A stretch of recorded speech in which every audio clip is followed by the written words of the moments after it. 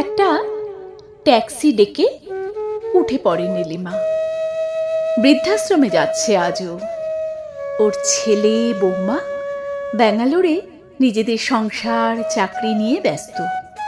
মেয়ে জামাই মুম্বাইতে। সময় নেই ওদের মায়ের জন্য। ওর স্বামী অরুণ আজ 3 বছর হলো মারা গেছেন।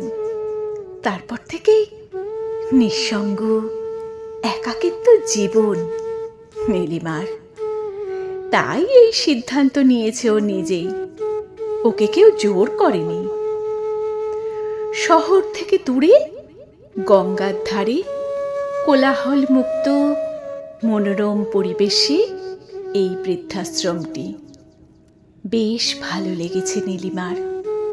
ওর জীবনের শেষ দিনগুলো এখানেই কাটাবে ঠিক করেছে ও।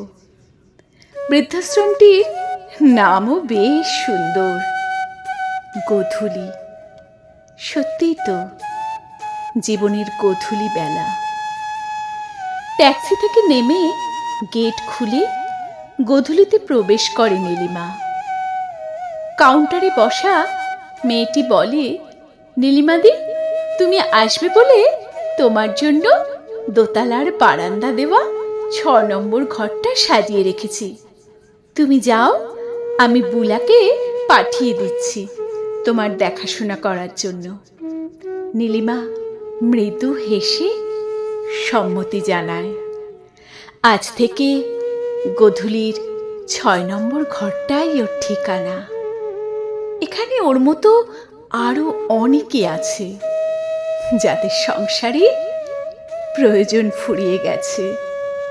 নীলিমা মনে করে তবুও কথা বলতে পারবে, সুখ দুঃখ ভাগ করে নিতে পারবে সবার সাথে। নিঃসঙ্গ একাকিত্ব জীবনের থেকে ঢের ভালো এই বৃদ্ধাশ্রম। জীবনের শেষ মুহূর্তে কেউ না কেউ তো ওর পাশে থাকবে এই বৃদ্ধাশ্রমের। এই ভাবনায় ওকে আজ এইখানে নিয়ে এসেছে। দোতলার 6 নম্বর ঘরে যাবার সময় হঠাৎই নীলিমার চোখ পড়ল 2 নম্বর ঘরের দিকে। খুব চেনা চেনা মনে হচ্ছে, কিন্তু ঠিক মনে করতে পারছে না ও।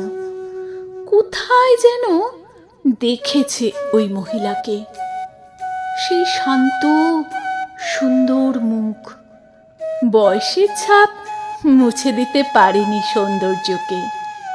ডান গালে একটা বড় আঁচিল, কিন্তু কিছুতেই মনে পড়ছে না। পা বাড়িয়েও পিছিয়ে গেল নীলিমা। 6 নম্বর ঘরে না গিয়ে ঢুকে পড়ল 2 নম্বর ঘরে। কে তুমি? কি নাম গো তোমার? আমি কি তোমাকে জানি? বলল নীলিমা। চমকে গিয়ে উত্তর দিল সুজাতা, আমি সুজাতা রায়, মধ্যমগ্রাম থেকে এসেছি। কিন্তু তোমাকে তো ঠিক চিনতে পারছি না। শান্ত গলায় বলল সুজাতা। কমলা গার্লস স্কুল, বলল নীলিমা। সুজাতা হ্যাঁ বলতেই জড়িয়ে ধরল নীলিমা ওকে। বলল, সুজাতা, আমি তো নীলিমা, চিনতে পারছিস? আজ কত বছর পর। কান্না আর ধরে রাখতে পারল না দুজনে। জীবনের শেষ অধ্যায়ে এসে আজ এইভাবে ওদের দেখা হয়ে যাবে ওরা কোনোদিন স্বপ্নেও ভাবেনি। ক্লাস 10 পাশ করার পর সুজাতার বিয়ে হয়ে গেছিল দিল্লিতে। তখন তো আর এত ফোন ছিল না। আর কোনো দিন খুঁজে পাইনি নীলিমা ওকে। তারপর নীলিমারও বিয়ে হয়ে যায়।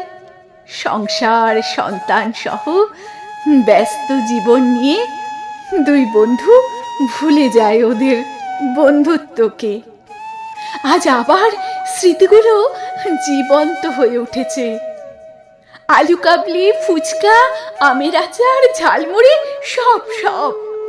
হারিয়ে যাওয়া শৈশব যেন ফিরে পেয়েছে কোনো এক ভূতের দেওয়া বরে। ওদের মনেই হচ্ছে না ওরা বৃদ্ধাশ্রমে আছে। মনে হচ্ছে ওরা ফিরে গেছে সেই সেই কমলা স্কার্ট পরে ক্লাসরুমে। ওদের গল্প হাসি শুনে পাশের ঘরের অন্য মহিলারাও এসে গেছে দেখতে। বুলা অবাক হয়ে দেখছে সুজাতা দিকে। অচেনা লাগছে আজ ওকে। প্রায় 1 বছর হলো সুজাতা গোধূলিতে এসেছে। ওর বর মারা যাবার পর ওর অনিচ্ছা সত্ত্বেও ওর ছেলে বৌমা জোর করে এখানে দিয়ে গেছে। কোনোদিন কেউ ওকে ভালো করে হাসতে দেখেনি, শুধু চোখের জল ফেলতে দেখেছে। আর দেখেছে ছেলের ফোনের অপেক্ষায় সারাদিন বসে থাকতে। বুলা চিৎকার করে বলে, দেখো সবাই দেখো, বন্ধু পারে আরেক বন্ধুর মুখে হাসি ফোটাতে, সব ব্যথা ভুলিয়ে দিতে। সবাই একসাথে করতালি দিয়ে ওঠে।